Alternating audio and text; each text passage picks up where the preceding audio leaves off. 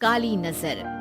माँ, माँ, अरे क्या माँ माँ कर रहा है? बकरी का बच्चा है क्या? अरे माँ, मजाक छोड़ो। मुझे फाइनली वो मेन चौराहे वाली दुकान मिल गई है। अब देखना, आपका बेटा दुगनी स्पीड से पैसा कमाएगा। उफ, ये क्या? मेरी ऑनलाइन मेकअप क्लास चल रही है। इतनी जोर से क्यों बोल रहे हो आप दोनों? अरे मेरी धर्म पत्नी जी, मेकअप क्लास बाद में करना। वो चौराहे वाली दुकान मिल गई है हमको। अरे वाह, रुको, मैं अपनी माँ को फोन लगाकर बता देती हूँ। अरे मैं भी अपने रिश्तेदारों को बता देती हूँ। कितनी खुशी की बात है। हाँ हाँ, मैं भी अपने दोस्तों को बता देता हूँ। 1 हफ्ते बाद रजिस्ट्री है। बस, घर में खुशी का मौका था। उन तीनों ने अपने अपने फोन उठाए और लोगों में बात फैलाना शुरू कर दिया। और रही सही कसर श्वेता बहू ने अपने पड़ोस में सबको बताकर कर दी। अरे वर्मा आंटी, अब हम भी जल्दी कार ले लेंगे। घर का रेनोवेशन होगा और ठाट से रहेंगे हम भी। अरे ऐसा क्या हुआ? लॉटरी बाटरी लग गई है क्या? अरे इस बार चौराहे वाली मॉल में हमको भी दुकान मिल गई है। दुकान नंबर 21, जो एकदम चौराहे पर है। अब ग्राहक बढ़ेंगे तो आमदनी भी बढ़ेगी ही ना। अरे वाह, कितनी खुशी की बात है। मैं बहुत खुश हूँ तुम्हें इतना खुश देख के। बाकी एक बात कहूँ, सबको मत बताते फिरना। किसी की नजर लग जाएगी तो खुशी की खबर वापस लौट जाएगी। हैं? ऐसे थोड़ी ना होता है। अब डरा रही हूँ। अरे सही कह रही हूँ। काली नजर कहते हैं इस चीज को, जब आप किसी को कुछ बताओ और वो काम बिगड़ जाए। अरे लेकिन मैं तो... तुमने सबको बता दिया ना? हाँ, फोन लगा लगा के। अब बच के रहना। काली नजर बड़ी खतरनाक होती है। श्वेता इतनी खुश रहती है कि वो वर्मा आंटी की बात पर ध्यान ही नहीं देती, जबकि पड़ोस में और भी लोगों से खुशी की खबर शेयर करती रहती है। अगले दिन राजेश बहुत दुखी होकर घर आता है। अरे बेटा, क्या हुआ? मुंह क्यों सूजा हुआ है? मधुमक्खी ने काट लिया क्या? माँ, वो दुकान किसी और के पास चली गई। किसी ने ज्यादा भाव लगा दिया। अरे पर बात तो आपसे हुई थी ना उस दुकान वाले की। हाँ, आज मैं टोकन अमाउंट देने गया था, तब मुझे पता चला। कोई आकर सुबह मुझसे पहले ही ज्यादा अमाउंट दे गया। काली नजर। क्या कहा? वर्मा आंटी ने समझाया था कि किसी को बताना मत, वरना काली नजर लग जाएगी। अच्छा, तुम्हें उनकी बात मान लेनी चाहिए थी। उनकी बात मान लेती, लेकिन उसके पहले ही सबको बता चुके थे ना हम तीनों। अरे अगली बार से ध्यान रखेंगे।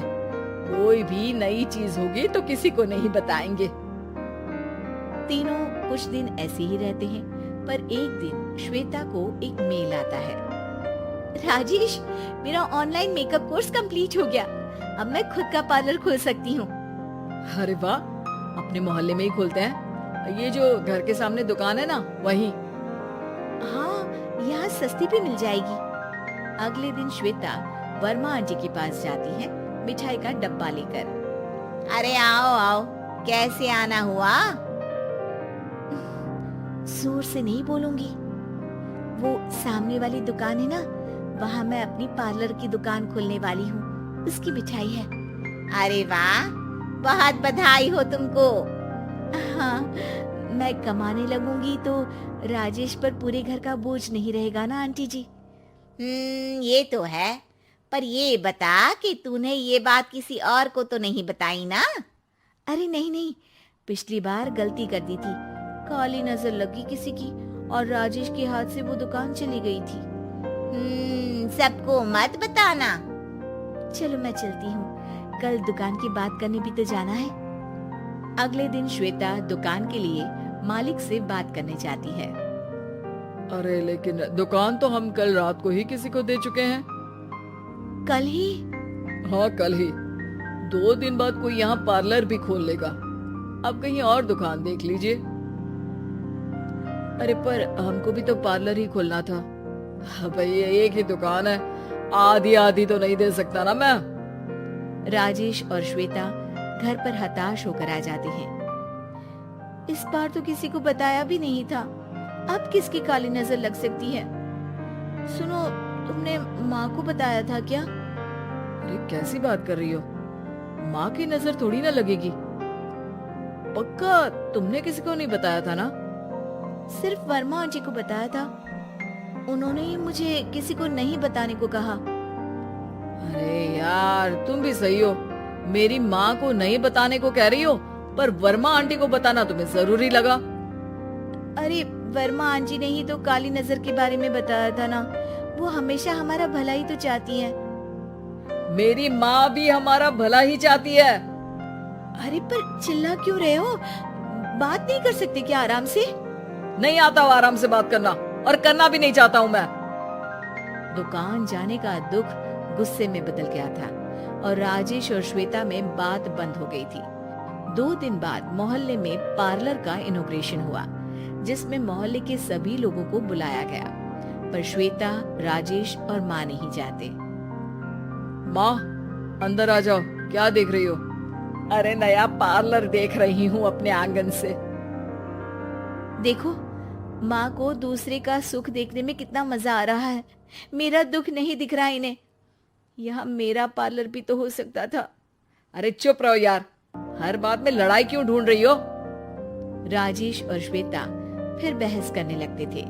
तभी माँ ने दोनों को बाहर बुलाया। अरे जरा देखो तो, दुकान चलाने वाले का बोर्ड पर नाम क्या लिखा है? श्रुति वर्मा। गाड़ी निकाले बेटा, हमें कहीं जाना है। काली नजर का इलाज कराने। राजेश अपनी बाइक निकालता है। तीनों ट्रिपलिंग कर रहे हैं। माँ राजेश को उस मॉल वाली दुकान पर लेकर जाती है जहाँ राजेश अपनी दुकान खोलने वाला था।